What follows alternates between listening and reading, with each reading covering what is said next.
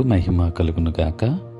క్రీస్తునందు ప్రియ దేవుని బిడ్డలారా, ప్రభువైన యేసు క్రీస్తు పరిశుద్ధ నామములో మీ అందరికీ ఉదయకాల శుభములు తెలియచేయుచు ఉన్నాను. ఈ దినమంతయు మీకు మీ కుటుంబానికి దీవెనకరముగాను ఆశీర్వాదకరముగాను దేవుడు అనుగ్రహించాలని మీ కొరకై ప్రార్థిస్తూ ఉన్నాను. నేటి దినము కొరకు ఏర్పాటు చేయబడిన దేవుని వాక్యము లూకా సువార్త 2వ అధ్యాయం 37వ వచనం. 84 సంవత్సరములు విధవరాలయుండి దేవాలయము విడవక ఉపవాస ప్రార్థనలతో రేయింబగళ్ళు సేవ చేయుచుండెను. ప్రియులారా, నేటి దినం కొరకు ఏర్పాటు చేయబడిన ధ్యానాంశము దేవుడు ఎన్నుకొన్నవారు. ప్రియులారా, అన్నాకు పెండ్లి అయినప్పుడు 14 సంవత్సరాలు అని అనుకుందాం. ఈ పాఠ్యభాగం వ్రాయబడినప్పుడు ఆమెకు 98 ఏండ్లు.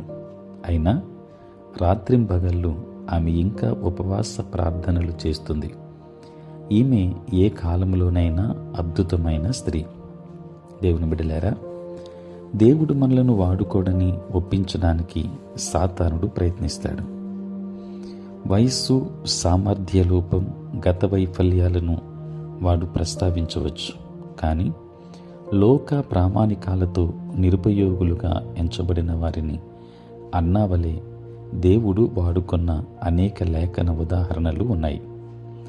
జీవితం పట్లున్న దేవుని ప్రణాళికను నెరవేర్చడానికి ముందు మోషేకు 80 ఏండ్లు. అతడు 120 ఏండ్ల వరకు పనిచేశాడు. దేవుడు వాగ్దానం చేసిన కుమారుని కనక ముందు అబ్రహాముకు 90 ఏండ్లు దాటాయి. దేవుడు వారిని వాడుకోవాలనుకున్నప్పుడు వయస్సు అసలు కారకం కానే కాదు.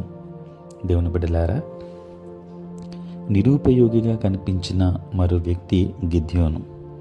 ప్రభు దూత కనబడి పరాక్రమము గల బలాఢ్యుడా అని పిలిచినప్పుడు అతడు మిద్యానీయుల నుండి దాక్కున్నాడు.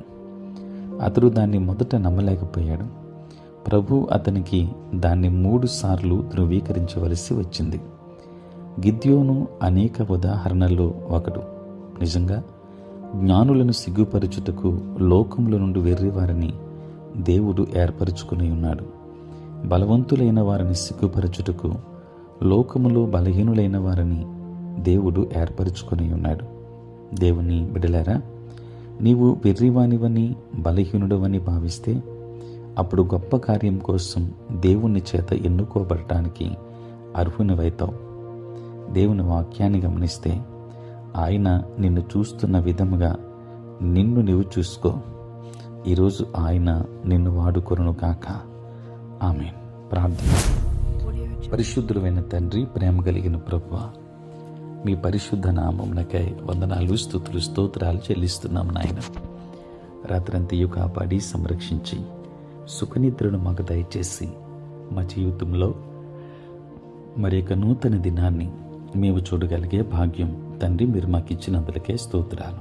ఈ దినమంతా కూడా మీ సన్నిధి మాతో ఉంచండి.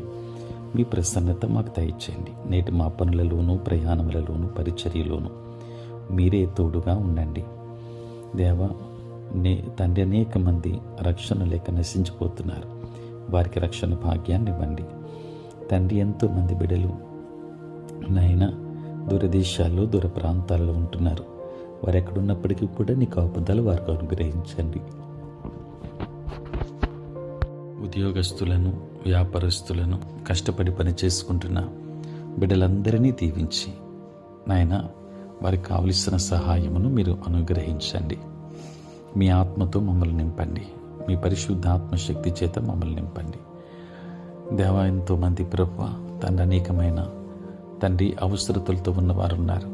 ప్రతి వారి యొక్క అవసరత నిశ్చితానుకూలంగా నెరవేర్చండి. కృప కలిగిన దేవా, మీకే వందనాలు. నీ సేవ పరిచర్య చేయుచున్న ప్రతి సేవకుని కూడా మీరు దీవించండి. వారి ప్రయాణములలో, పరిచర్యలో తోడుగా ఉండండి. మా సంఘమంతటిని దీవించండి. సంఘములో ఉన్న ప్రతి కుటుంబాన్ని ఆశీర్వదించండి. సార్వత్రిక క్రైస్తవ సంఘాన్ని మీరు ఆశీర్వదించండి. ఆంధ్ర సువార్థిక లూథరన్ సంఘాన్ని మీరు దీవించండి. పుట్టినరోజు, పెళ్లి రోజు జరుపుకొనుచున్న బిడ్డలను దీవించి నూతన ఆశీర్వాదాలు మెండుగా వారికి దయచేయమని, మీ పరలోకపు దీవెనలు మెండుగా వారి మీద కుమ్మరించమని యేసు నామములో ప్రార్థించి వేడుకొనుచున్నాము తండ్రి. ఆమేన్. తండ్రి, కుమార, పరిశుద్ధాత్మ త్రియేక దేవుని దీవెన సదా మీకు తోడై ఉండును గాక. ఆమేన్.